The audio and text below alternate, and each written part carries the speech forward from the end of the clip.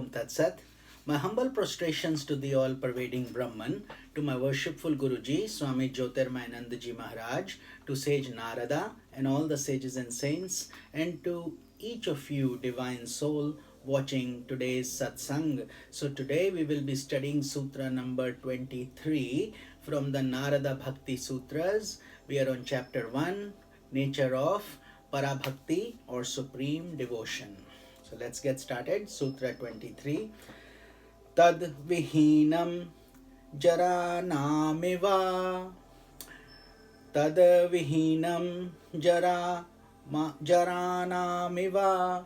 So commentaries by my worshipful Guruji, Swami Jyotirmayanandaji Maharaj, narrated by myself, Swami Nikhilananda. So this Sutra number 23 that we just chanted means, without the knowledge of the glory of God, love is simply a passion existing between unlawful lovers. So let's get into the explanation.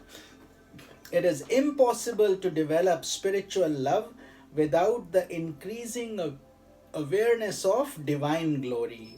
If there were no awareness of divine glory, one's love would be merely sentimental, fickle, false, and impure, which means it's more lust driven in that case, sexually driven, just an impulse. It's not love. For a devotee, the only object to love is God Himself. It is God who is loved through all living beings. Atmanastu kamaye sarvam priyam bhavati. We love others for the sake of the self, and the self is nothing but God. It is God who is to be adored in one's mother, father, wife, children, other relatives, and human beings. But if the mind ignores the awareness of divine presence in others and develops egoistic sentiments of love, it turns away from the glorious path of devotion.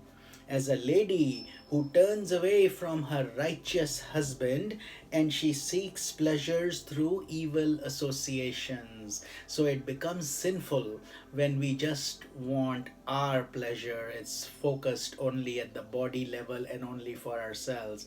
Whereas once we rise above the body and make it global, universal, and connect with God, it becomes divine. So keeping this divine love is an ideal. Aspirants endeavor to transmute and cleanse the mind of all impressions of attachment, hatred, passion, greed, and egoistic vanities. So this is where the purification process comes in. This is where the practice comes in. This is where we say get up early in the morning and meditate and cleanse the soul and work hard, because these impressions that have formed on our chitta, impressions of hatred, impressions of passion, lust, greed, they have to be removed with a lot of patience and a lot of self-effort.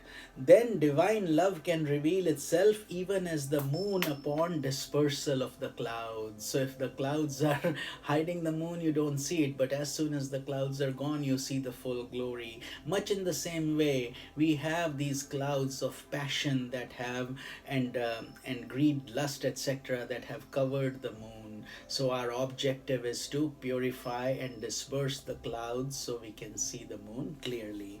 That is the essence of this Sutra number 23. Om Tat Sat.